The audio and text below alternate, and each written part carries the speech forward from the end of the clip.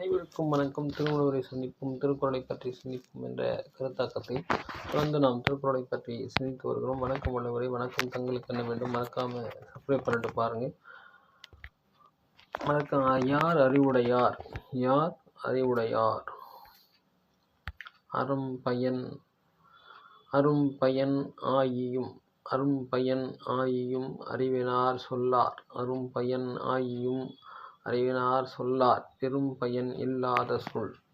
அருமையான பயன்களை ஆராயவல்ல அறிவுடைய அறிஞர் மிக்க பயனில்லாத சொற்களை ஒருபோதும் சொல்ல மாட்டார்கள். பயனில்லாத சொற்களை அறிந்த பெருமக்கள் சொல்ல மாட்டார்கள். அப்பா, அறிஞர் யார் அறிவுடையவர் என்று சொன்னால், நல்ல பயனுடைய சொற்களை சொல்பவர்களே அறிவுடையவர் என்று குறிப்பிடுகிறார்.